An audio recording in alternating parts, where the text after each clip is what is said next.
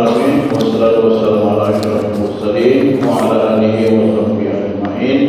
Amma ba'd. Bapak Ibu sekalian, jamaah subuh yang insyaallah dirahmati Allah Subhanahu wa taala. Pada subuh hari ini, subuh yang pekan ketiga di bulan ini, insyaallah kita melanjutkan kembali kajian kitab hadis Arba'in An-Nawawi, dan pada kesempatan ini kita sudah sampai pada hadis yang ke-31, yaitu tentang zuhud. Insyaallah akan disampaikan oleh guru kita, yaitu Bapak Dr. K.H. Syahiruddin LC.MTH. Oleh karena itu kami persilakan kepada Pak Kiai untuk menyampaikan materinya.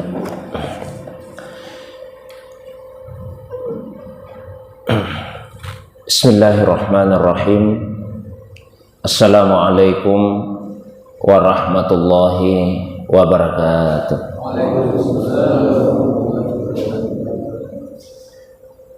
Alhamdulillahilladzi anzala sakinata fi qulubil mu'minin, wassalatu wassalamu ala sayyidil awwalina wal akhirin, sayyidina wa habibina wa syafi'ina wa maulana Muhammadin wa ala ikhwanihi minal anbiya'i wal mursalin wa ala alihi wa ashabihi wa man tabi'an nur allazi unsila ma'ahu ila yaumiddin, amma ba'du.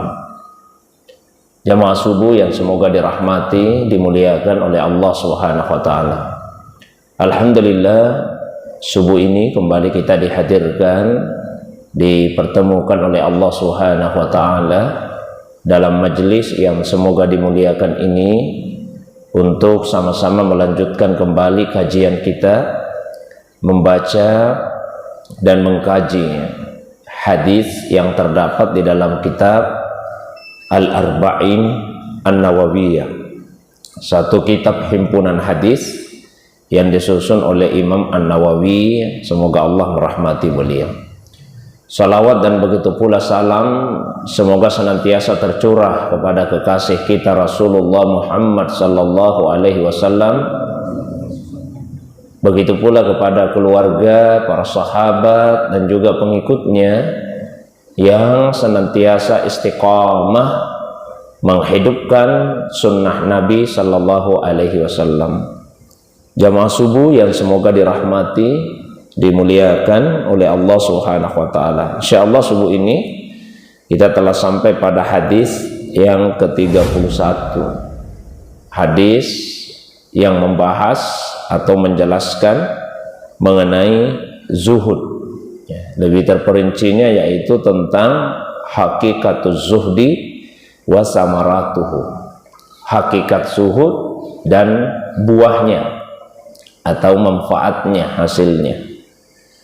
Imam An-Nawawi menukil sebuah hadis yang diriwayatkan oleh Ibnu Majah dalam kitab sunannya dari sahabat Nabi sallallahu alaihi wasallam, yaitu Sahal bin Sa'ad, semoga Allah meridainya.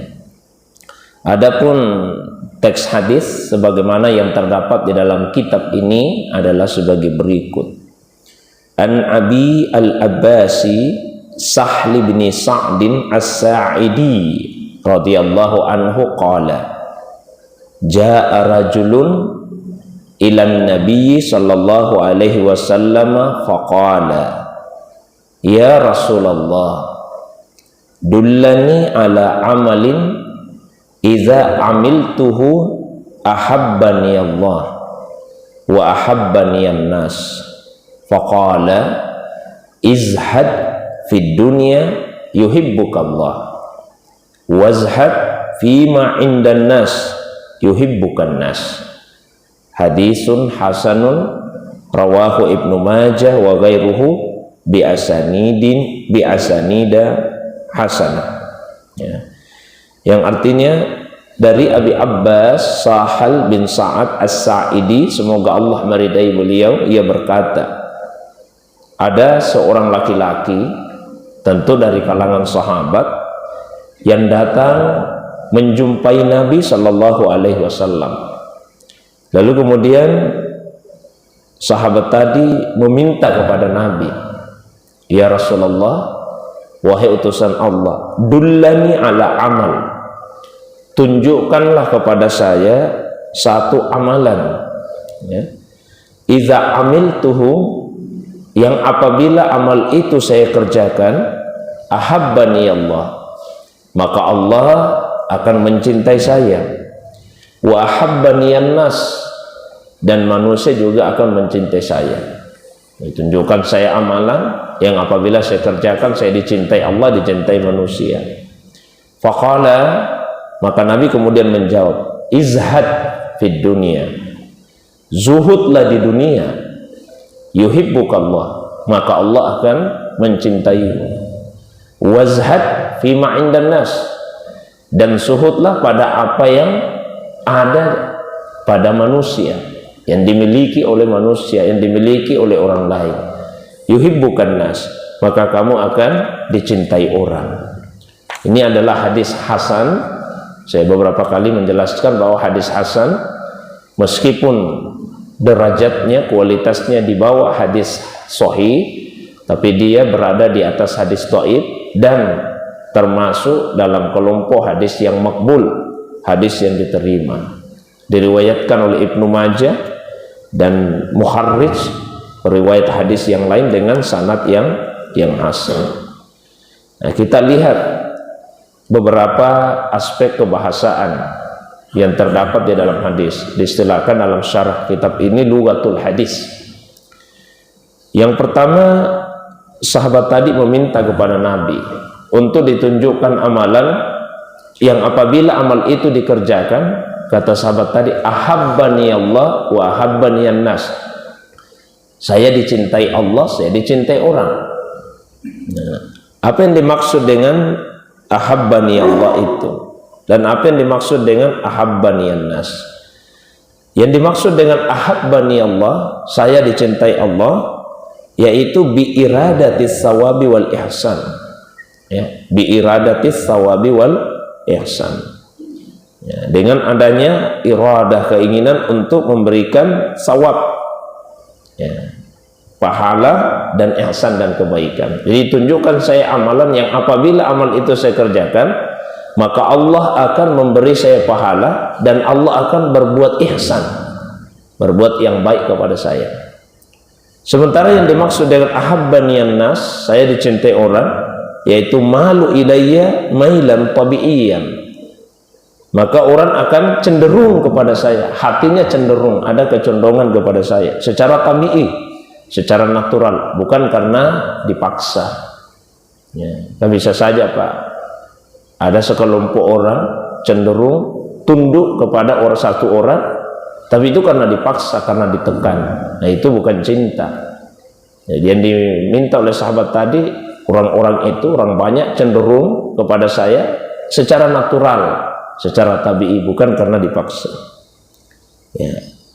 Kenapa itu bisa terjadi? Li'anna mahabbatahum tabi'atun li mahabbatillah, karena cinta manusia itu mengikut kepada cinta Allah Subhanahu wa ta'ala.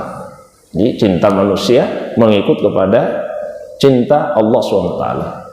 Sehingga ada ungkapan seperti ini, kalau misalnya tiba-tiba Pak, kita merasa mencintai seseorang, ya, cinta secara agama Pak, ya, tidak mencintai seseorang, dan kita tidak tahu sebabnya kenapa kita mencintainya, maka itu artinya Allah Subhanahu wa ta'ala mencintai orang itu. Maka Allah kemudian menanamkan di dalam hati kita kecintaan kepadanya, ya. Karena kalau Allah Subhanahu wa ta'ala sudah mencintai seorang hamba, maka Allah Subhanahu wa ta'ala akan memerintahkan kepada malaikat untuk mencintai orang itu, dan Allah Subhanahu wa ta'ala akan memerintahkan kepada kita bukan hanya dengan irada syar'iyah saja, tapi dengan irada kauniyahnya, yaitu dengan cara menanamkan di dalam hati kita kecintaan kepada orang itu. Makanya orang-orang yang dicintai Allah itu akan dicintai oleh orang banyak, karena Allah sendiri yang bergerak untuk menanamkan di dalam hati manusia kecintaan kepada orang yang dicintai oleh Allah Subhanahu wa taala tersebut. Fa idza ahabbahullah, kalau Allah mencintai seseorang, maka alqa mahabbatahu fi qulubi khalqihi. Allah Subhanahu wa taala akan mencampakkan atau menghunjamkan ya, cintanya itu kepada di dalam hati-hati makhluknya. Qala ta'ala, innal ladzina amanu wa amilus solihati sayaj'alu lahumur rahmanu wudda. Orang yang beriman dan melakukan amal saleh, Allah Ar-Rahman akan menjadikan untuknya wudda, kecintaan, dalam arti dicintai oleh manusia. Nah, kemudian Rasulullah SAW memberikan jawaban bahwa kalau ingin dicintai Allah, zuhud. Ingin dicintai manusia, zuhud. Ya. Kalau ingin dicintai Allah, zuhud di dunia. Ingin dicintai manusia, zuhud pada apa yang dimiliki oleh manusia. Apa itu zuhud? Zuhud berasal dari kata az-zuhdu. Secara bahasa maknanya adalah al-i'radu anisyai ihtiqaran lahu, berpaling dari sesuatu karena menganggap dia rendah, menganggap dia hina, menganggap dia sepele. Ya, kita berpaling karena itu hal-hal yang ringan, yang sepele, yang kurang atau bahkan tidak ada nilainya, bukan karena ketidakmampuan untuk meraih ya. Karena bisa saja misalnya ada yang berpaling dari dunia, sebetulnya hatinya terpaut pada dunia itu, ingin sekali dia miliki, cuma dia tidak mampu meraihnya. Itu bukan zuhud. Orang yang zuhud itu berpaling dari dunia misalnya karena dia menganggap dunia itu rendah, menganggap dunia itu hina.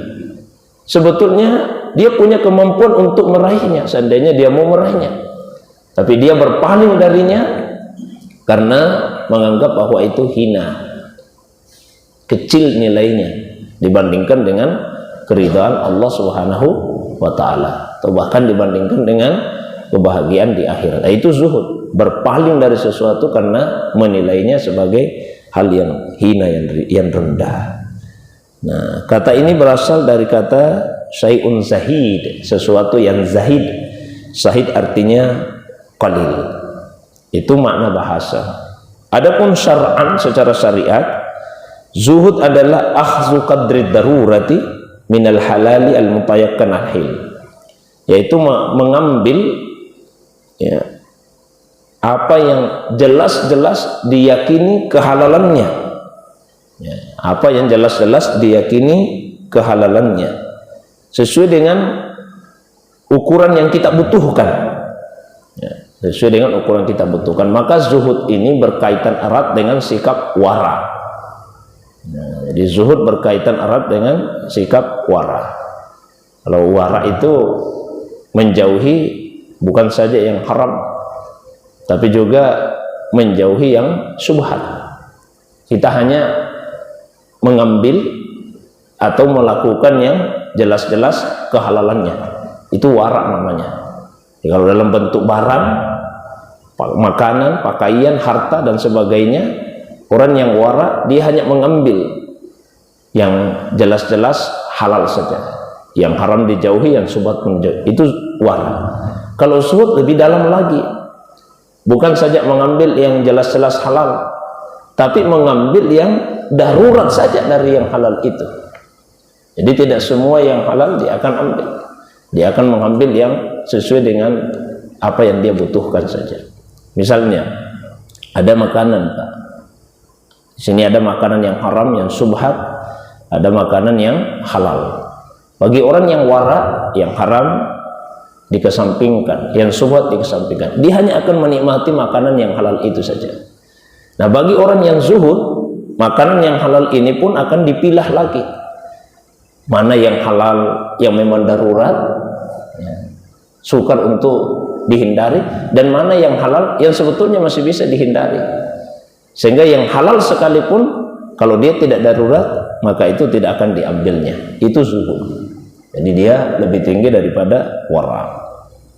Nah, izhad di dunia, zuhudlah di dunia. Ya. Bi istisghari sya'niha wa ihtikariha. Karena meyakini bahwa dunia itu kecil, Dunia itu rendah. Litasghirillahi laha wa tahkiriha laha wa tahzim minal iktirari biha. Nah, kenapa kita menganggap dunia ini rendah? Kita menganggap dunia ini kecil karena Allah yang menyatakan seperti itu. Ya, bukan penilaian dari kita manusia, tapi Allah yang mengatakan bahwa dunia itu tidak ada nilainya. Ya. Dan Allah Subhanahu wa taala mengingatkan supaya tidak tertipu dengan dunia. Misalnya di surah Luqman ayat 23 Allah berfirman, "Fala taghurrannakumul hayatud dunya." Jangan sampai kalian tertipu dengan kesenangan dunia. Allah Subhanahu wa taala juga berfirman di surah Al-Hadid ayat 20, "I'lamu," ketahuilah oleh kalian, "annamal hayatud dunya," bahwasanya kehidupan dunia itu la'ibun, permainan, walahun, senda gurau, wazinatun, hiasan saja, wa tafakhurun bainakum, saling berbangga-bangga di antara kalian, wa takasurun fil amwali wal aulad, saling berlomba-lomba memperbanyak harta dan anak. Makanya dunia itu kecil. Allah misalnya juga di beberapa ayat lain menyatakan, "Qul mata'ud dunya qalil." Katakanlah kesenangan dunia itu qalil. Jadi kesenangan dunia disebut dengan mata. Mata itu kesenangan yang sedikit dan cepat habis. Jadi sudah sedikit, cepat lagi habisnya. Ya. Beda dengan kehidupan akhirat, khairun wa abqa, jauh lebih baik dan jauh lebih kekal. Kemudian yang berikutnya, aspek-aspek kebahasan yang terdapat dalam hadis, yuhibbukallah, engkau akan dicintai oleh Allah Subhanahu wa ta'ala. Ya. Mahabbatullahi lil abdi, cinta Allah kepada hambanya, maknanya adalah ridahu anhu wa ihsanihi ilahi, Allah ridha kepadanya dan Allah berbuat baik kepadanya. Li'annal mahabba mailun tabi'in wa huwa fi haqqillahi ta'ala muhal fal muradu ayatuha. Karena kalau sebetulnya cinta itu kan kecenderungan yang sifatnya tabi'i, itu mustahil bagi Allah Subhanahu wa ta'ala. Punya perasaan itu mustahil bagi Allah.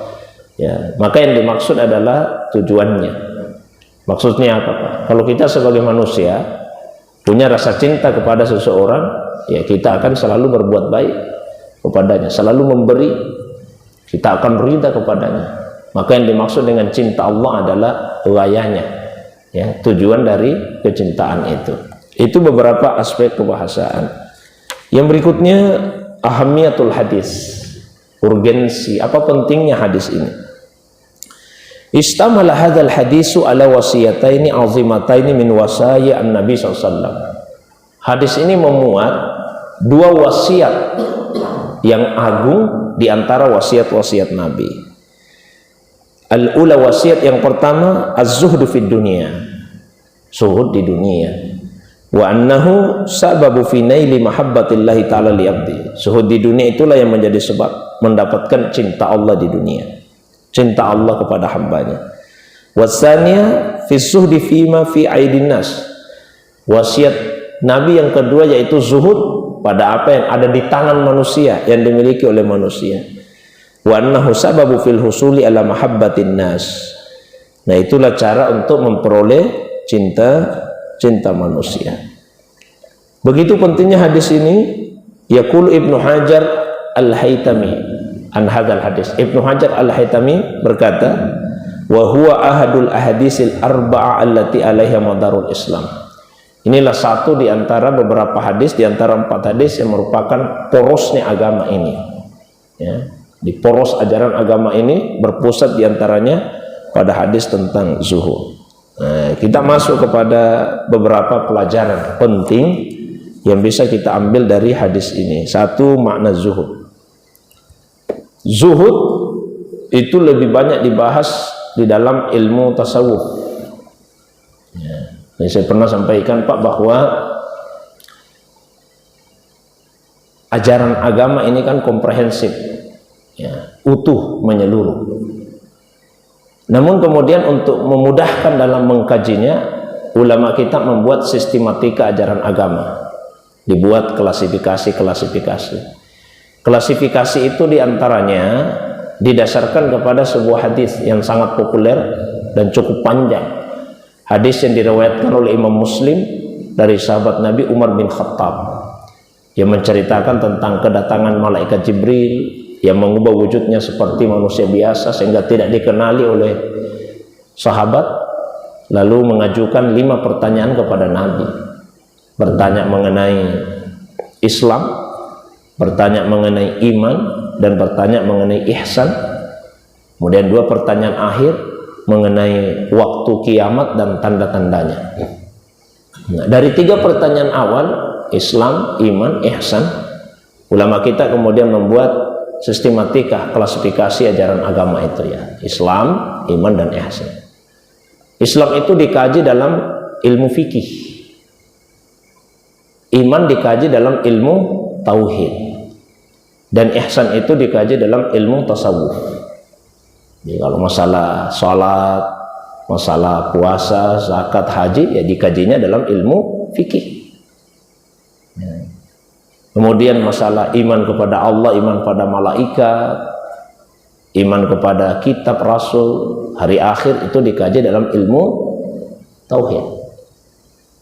Nah, ihsan yang menjelaskan mengenai at-taraqi fil ibadah, bagaimana menempuh pendakian-pendakian dalam ibadah, suluk, menempuh jalan untuk usul sampai kepada Allah Subhanahu wa taala, itu dikaji dalam ilmu tasawuf. Ada perbedaan ketika misalnya para ulama yang mengamalkan ilmu tasawuf ini memberikan pengertian, penjelasan lebih tepatnya terhadap satu kata dibandingkan dengan ulama-ulama yang berkecimpung dalam ilmu fikih, yang berkecimpung dalam ilmu tauhid.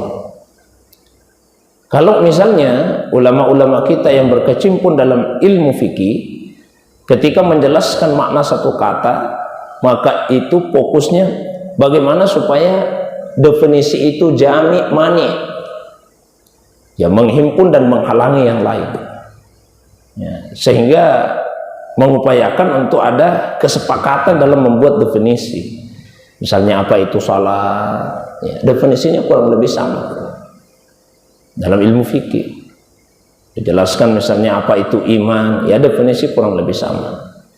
Ini berbeda dalam ilmu tasawuf, karena ilmu tasawuf itu didasarkan bukan pada hafalan. Jadi kalau misalnya membuat definisi apa itu zuhud, tidak didasarkan kepada hafalan. Oh, guru saya menyampaikan seperti ini, zuhud adalah ini. Lalu hafalan itu dipindahkan dari satu generasi ke generasi yang berikutnya. Tidak.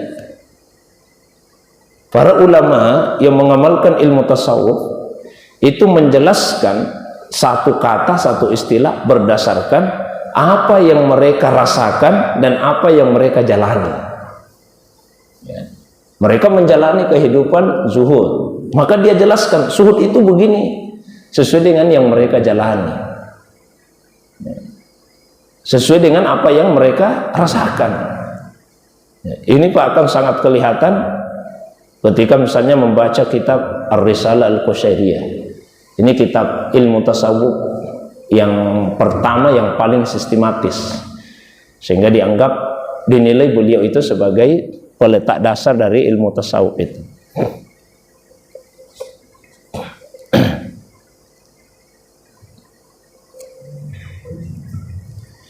Sehingga Imam Al-Qushairi itu dipandang sebagai peletak dasar dari ilmu tasawuf tersebut, ya, karena sangat sistematis. Ada 40 lebih pembahasan dalam kitab itu, dimulai dari pembahasan tentang taubat, itu di awal dari taubat, kemudian penjelasan tentang mujahadatun nafs, ya. Baik Pak, ya.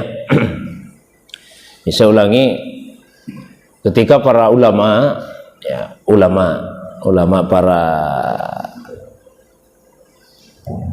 pengamal ilmu tasawuf, ya, ulama-ulama ahli hikmah itu menjelaskan tentang apa itu zuhud, Begitu juga dengan beberapa istilah-istilah yang lain. Cara mereka mengungkapkan itu beragam. Karena ilmu ini bukan ilmu hafalan, tapi dia adalah ilmu rasa. Maka mereka akan menjelaskan sesuai dengan apa yang mereka rasakan, dan dia adalah suluk. Suluk itu artinya pengamalan. Ya. Contoh misalnya di sini. Imam Hasan Al-Basri mengatakan bahwa az-zahid, orang yang zuhud, allazi iza ra'a ahadan qala huwa afdalu minni. Orang zuhud itu adalah orang kalau melihat orang lain, dia akan selalu menilai bahwa orang itu lebih baik dari dirinya. Orang zuhud, dia lihat orang, itu orang lebih baik dari saya, siapapun yang dia lihat. Jadi tidak pernah dia merasa dirinya lebih baik dari orang lain, siapapun yang dia lihat. Ya, ketemu dengan siapa saja selalu dia yakin orang ini lebih baik dari saya. Hatta mungkin orang-orang yang diremehkan, yang dipandang kecil oleh orang kebanyakan, tapi menurut orang yang itu orang lebih baik dari saya.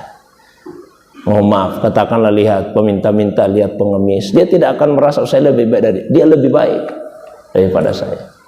Ada aspek-aspek yang selalu dia lihat pada orang lain lebih baik dari dirinya. Itu kata Imam Hasan Al-Basri. Karena itu yang dia rasakan, itu yang dia jalani, maka dia mengungkapkannya sesuai dengan yang dia rasakan, dia jalani. Nah. Kemudian Wahab bin Al-Ward rahimahullah mengatakan, az-zuhdu fid dunya, suhud di dunia itu alla ta'sa ala ma fata minha wa la tafra bima ataka minha. Kalau kamu dikasih bagian dari dunia, kamu tidak sombong. Kalau ada bagian dunia yang hilang darimu, kamu tidak putus asa. Itu zuhud. Karena itu yang beliau rasakan, itu yang beliau jalani.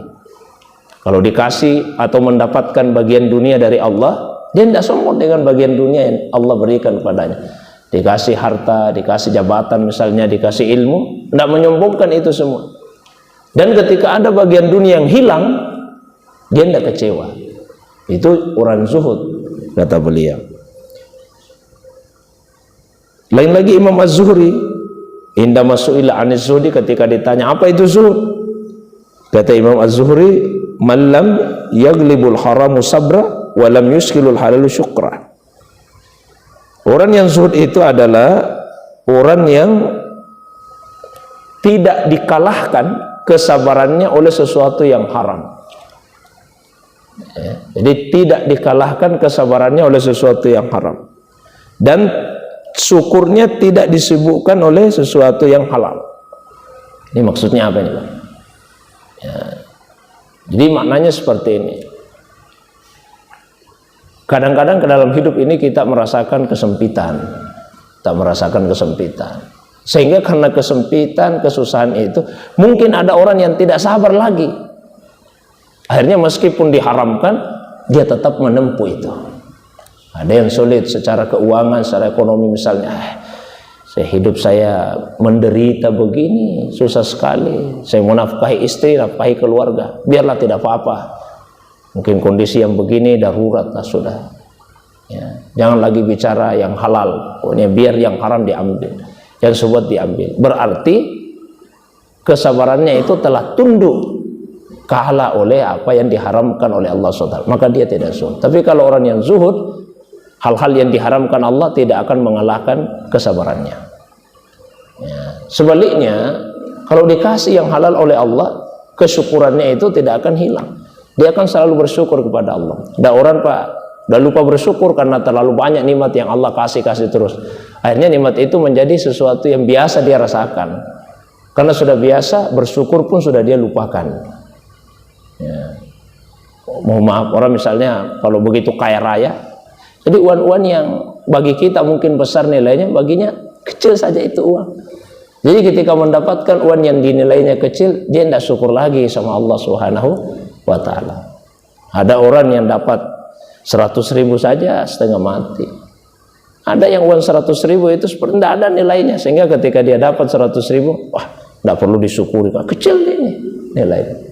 Berarti sesuatu yang halal itu telah mengalahkan rasa syukurnya kepada Allah SWT, maka dia tidak termasuk orang yang zuhud. Nah, ini sekali lagi Para ulama kita itu menjelaskan zuhud sesuai dengan yang dia rasakan dan yang dia alami. Maka ada ungkapan, kalau ulama fikih bersepakat dalam satu masalah, dalam satu istilah, itu adalah rahmah. Tapi kalau ulama tasawuf berbeda pendapat dalam satu istilah, itu justru letak rahmanya. Kalau berbeda-beda pendapatnya, kalau sama malah bukan rahmah itu. Kalau sama dalam menjelaskan, berarti yang mereka sampaikan bukan yang dirasakan, bukan yang dijalani, tapi hanya berdasarkan hafalan saja. Nah, kemudian kata Sufyan bin Uyainah, az-zahid fid dunya idza an'ama alaihi Allahu syakara wa idza tuliya sabara. Orang zuhud di dunia kalau dikasih nikmat oleh Allah dia syukur, kalau diuji dia sabar. Ya. Kata Sufyan Ats-Tsauri, az-zuhdu fid dunya qasrul amal. Zuhud di dunia itu pendek angan-angan. Jadi angan-angannya pendek saja kalau di dunia. Nah, ada orang yang terlalu panjang angan-angannya. Kalau orang panjang angan-angan dia akan lupa mati. Lupa akan mati. Panjang angan-angannya. Tapi kalau kita ingat akan kematian, maka angan-angan itu menjadi pendek.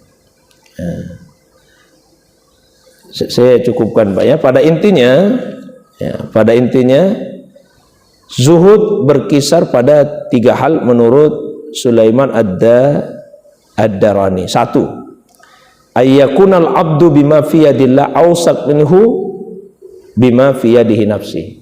Dia lebih yakin terhadap apa yang di tangan Allah daripada apa yang ada di tangannya. Itu zuhud 1. Dia lebih yakin terhadap apa yang ada di tangan Allah dibandingkan dengan apa yang ada di tangannya. Dan itu hanya bisa terjadi kalau di dalam hati ada keyakinan. Dalam hati kita ada keyakinan. Kalau dalam hati tidak ada keyakinan, tidak bisa sampai pada level ini. Hanya orang yang di hatinya ada keyakinan penuh kepada Allah yang akan merasakan bahwa yang ada di tangan Allah itu lebih meyakinkan dibandingkan apa yang ada di tangannya. Kan ada jaminan Allah di surah Hud ayat 6. Wa ma min dabbatin fil ardi illa 'alallahi rizquha. Tidak ada seekor binatang melata pun di atas muka bumi ini kecuali rezekinya dijamin Allah. Az-Zariyat ayat 22. Yang kedua, ayyakunal abdu idza usiba bi musibah fid dunya ka zihabi mal awalat arghaba fi sawabi dzalika mimma zahaba minhu minad dunya aw yabqa lahu. Kalau ada bagian-bagian kehidupan dunia yang hilang dari dirinya, harta ke anak, keluarga, maka dia akan mengharapkan pahala dari apa yang hilang itu. Ini juga muncul dari kamalil yakin, kesempurnaan keyakinan. Maka ada doa sangat bagus yang Nabi ajarkan kepada Abdullah ibn Umar. Ya. Atau disampaikan Ibnu Umar bahwa ada doa yang sering Nabi baca. Allahumma aqsim lana min khasyatika ma tahulu bainana wa baina ma'asika wa min ta'atika ma tuballighuna bihi jannatak wa minal yakin ma tuhawwinu alaina masaibad dunya. Ya Allah, bagikan untuk kami, artinya beri kami bagian min khasyatik, dari rasa takut kepadamu. Masukkan di hati kami ya Allah rasa takut kepadamu, karena dengan rasa takut itulah tahulu bainana wa baina ma'asik, akan ada penghalang antara kami dengan maksiat kepadamu. Kalau di hati ada rasa takut kepada Allah, jauh kita dari kedurhakaan kepada Allah. Ciri orang yang takut itu, 1, dia menganggap dirinya kecil, yang kedua menganggap kebaikannya sedikit, yang ketiga menganggap dosanya banyak. Itu orang yang takut sama Allah. Maka dengan adanya rasa takut itu, kita akan terhalang dari mendurhakai Allah. Kemudian karuniakan pula kepada kami ya Allah ketaatan kepadamu yang akan mengantarkan kami kepada surgamu. Memang benar, yang memasukkan hamba itu ke surga ridhonya Allah, tapi Allah akan memberikan ridha kepada yang taat. Bagaimana mungkin Allah meridai orang yang mendurhakainya? Jadi karuniakan kami ketaatan kepadamu yang akan mengantarkan kami kepada surgamu. Nah, yang ketiga, wa minal yakin, wa minal yakin. Karuniakan pula kepada kami Allah keyakinan, ma tuhawwinu alaina masaibad dunia, yang membuat musibah-musibah dunia itu terasa ringan. Kita yakin sama Allah, musibah-musibah, malapetaka, peristiwa apapun di dunia ini yang tidak mengenakan hati itu akan terasa ringan kalau yakin kepada Allah Subhanahu wa ta'ala. Kemudian yang ketiga makna zuhud, ini masih menurut Abu Sulaiman Ad-Darani, ayyastawi indal abdi hamidu wa zammuhu fil haq. Sama saja dia rasakan kalau dia melakukan kebenaran, kebaikan, orang memuji, orang mencela, sama saja, tidak ada bedanya. Karena dia melakukan kebaikan itu bukan untuk dapat pujian atau menghindari celaan. Yang dia cari ridhanya Allah. Jadi orang mau puji, orang mau celah, baginya itu sama saja nilainya, tidak ada bedanya. Itu artinya dia sudah zuhud. Wa hadza min alamati zuhdi fid dunya wa ihtiqariha. Itulah ciri zuhud di dunia. Terakhir Pak, zuhud pada apa yang ada di tangan manusia, artinya apa? Tidak boleh kita iri. Tidak boleh kita iri terhadap nikmat yang Allah karuniakan kepada saudara kita. Ya. Iri itu ada sisi dakhilinya, sisi internalnya, ada kharijinya, ada eksternalnya. Sisi dalam dari perasaan iri yaitu rasa tidak suka melihat nikmat yang Allah karuniakan kepada orang lain. Jadi kalau kita sudah merasa tidak nyaman ketika ada orang lain yang dapat nikmat dari Allah, itu iri. Kita tidak nyaman, ya. Dan iri itu ada sisi kharijinya, ada sisi eksternalnya. Apa itu? Ada usaha agar nikmat yang Allah berikan kepada orang lain itu tercabut. Itu sisi luarnya. Jadi, saya ulangi, sisi dalamnya merasa tidak nyaman, tidak enak, tidak senang kalau ada orang yang dapat nikmat. Sisi luarnya ada usaha untuk menghilangkan nikmat itu. Iri ini sangat berbahaya sehingga Nabi ingatkan, iyyakum wal hasad, jauhi iri, jauhi iri. Fa innal hasada ya'kulul hasanat. Iri itu akan menghilangkan semua kebaikan, kama ya'kulun naru al hataba, sebagaimana api yang menghanguskan kayu bakar. Jauhi iri, karena iri hati itu akan menghapuskan semua kebaikan-kebaikan yang kita lakukan, sebagaimana api yang bisa menghanguskan kayu bakar. Maka kita diajari oleh Allah untuk berdoa, Rabbana ighfir lana wa li ikhwanina allazina sabaquna bil iman wa la taj'al fi qulubina ghillan lil ladzina amanu. Tuhan, ampuni dosa kami, ampuni juga dosanya saudara-saudara kami. Janganlah Engkau menjadikan di hati kami ada ghil, sedikit pun dari perasaan iri, perasaan tidak senang terhadap sesama saudara-saudara kami. Nah, ini bisa Pak kita wujudkan apabila kita yakin yang akan menjadi bagian kita tidak mungkin terjatuh pada orang lain, dan yang menjadi milik orang lain tidak mungkin akan jatuh kepada diri kita.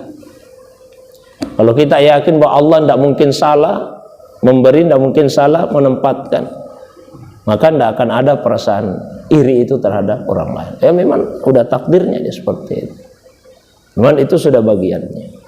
Saya kira itu Pak pengantar bisa sampaikan. Seperti biasa kalau ada hal-hal yang ingin diperjelas, ada yang ingin ditambahkan, baik yang berkaitan dengan isi hadis tentang zuhud tadi, hadis ke-31, atau masalah agama yang lain di luar dari apa yang saya sampaikan, saya persilakan pada jamaah. Demikian untuk sementara. Assalamualaikum warahmatullahi wabarakatuh. Waalaikumsalam.